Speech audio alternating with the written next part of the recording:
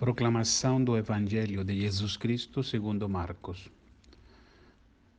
Depois que João Batista foi preso, Jesus foi para a Galileia, pregando o Evangelho de Deus e dizendo: O tempo já se completou e o reino de Deus está próximo. Convertei-vos e crede no Evangelho. E passando à beira do mar da Galileia, Jesus viu Simão e André, seu irmão, que lançavam a rede ao mar, pois eram pescadores.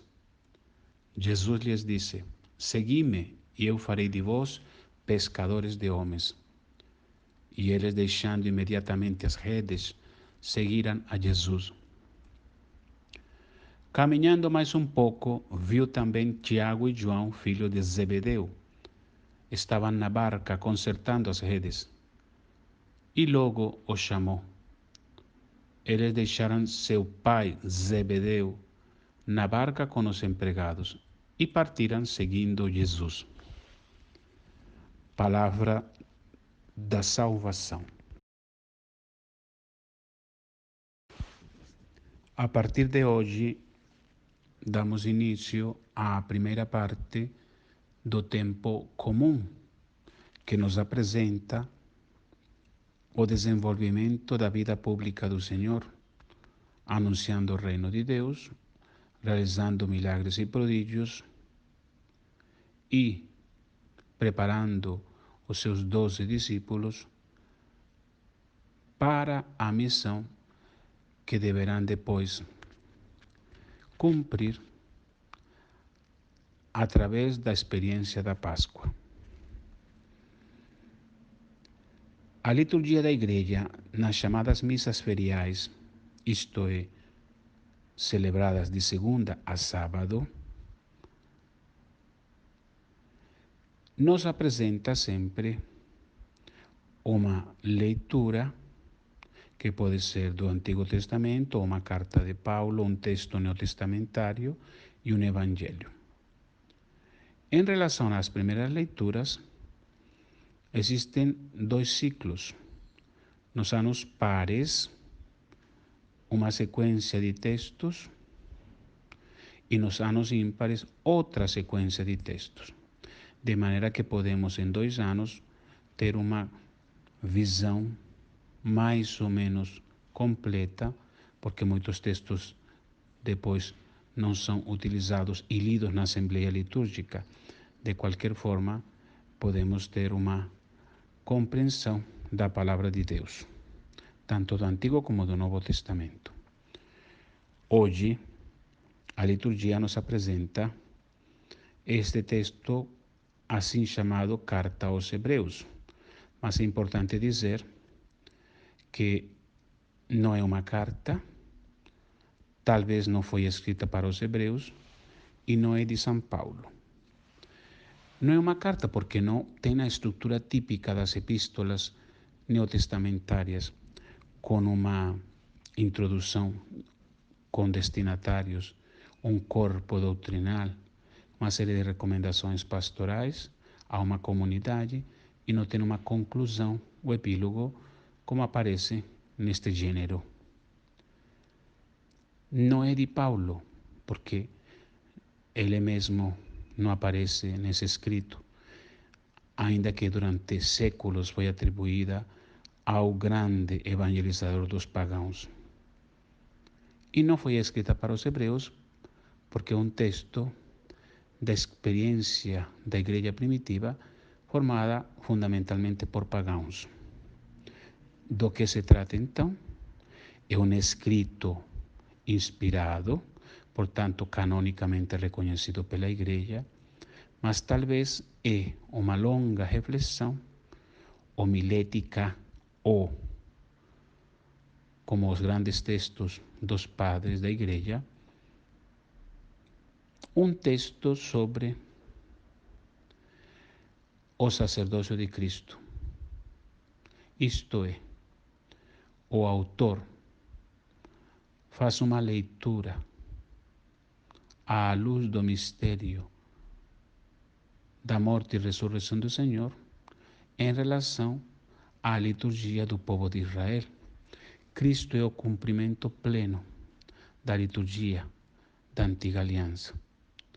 Se existem os elementos fundamentais do templo, do altar, do cordeiro do sacrifício e do sacerdote, tudo isto se cumpre no Senhor. Hoje, em particular, a carta aos Hebreus nos apresenta a Cristo como fundamento da obra da criação, perante o qual os anjos se admiram e surpreendem, porque Deus, que tinha falado de muitas formas, o fez na plenitude dos tempos através de Cristo, que é o primogênito da criação, a palavra que se faz carne, a revelação definitiva. Por outro lado, no Evangelho aparece o começo da atividade missionária do Senhor. A referência a João ocorre porque quando ele é preso, Jesus parte para anunciar o Evangelho. E este anúncio é dar continuidade ao ministério do profeta do deserto, João Batista, a conversão, para poder acolher a novidade absoluta do reino de Deus. A conversão é a mudança de mentalidade. É a graça de retornar ao útero materno de Deus para renascer. Só com a conversão se pode acolher o Evangelho, como acontecimento que salva, como evento que transforma a vida, não como exigência, não como religião, não como moralismo. E neste fragmento aparece a primeira vocação dos discípulos do Senhor, um grupo de pescadores, Pedro e seu irmão André, que deixam as redes fundamentais nesta profissão, portanto, as suas seguranças para seguir a Cristo. E depois, João e Tiago, que deixam seu pai e a cooperativa com os trabalhadores, onde exerciam a profissão, para seguir a Cristo, isto é, os afetos. A vocação cristã significa viver o batismo, que é a nossa identidade. Não se pode viver a vocação cristã sem largar as seguranças humanas, purificar o coração das idolatrias, do dinheiro, tudo aquilo que nos proporciona aparentemente uma estabilidade. Não queremos enfrentar a precariedade, não queremos viver a precariedade. A vida é precária e nesta sua natureza nos exorta à conversão e nos convida a viver projetados para Deus e não colocar as nossas raízes nas coisas, nem muito menos neste mundo. Esta luta talvez seja diária, porque precisamos aparentemente de ídolos e seguranças para poder viver.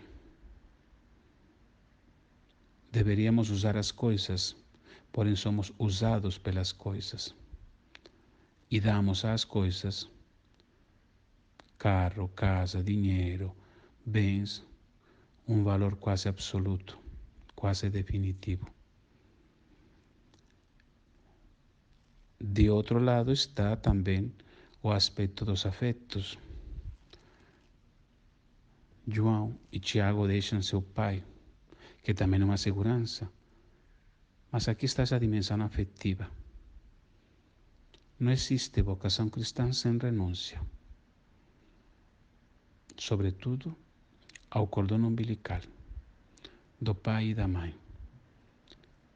aos quais estamos unidos, mas é necessário depois cortar para fazer a vida própria, errar e escolher um caminho no qual viver. No sentido da fé, significa também ter a liberdade interior. Não deixamos de amar, não deixamos de preocupar-nos e de rezar pelos nossos seres queridos, mas é importante também cortar para poder crescer e não depender afetivamente.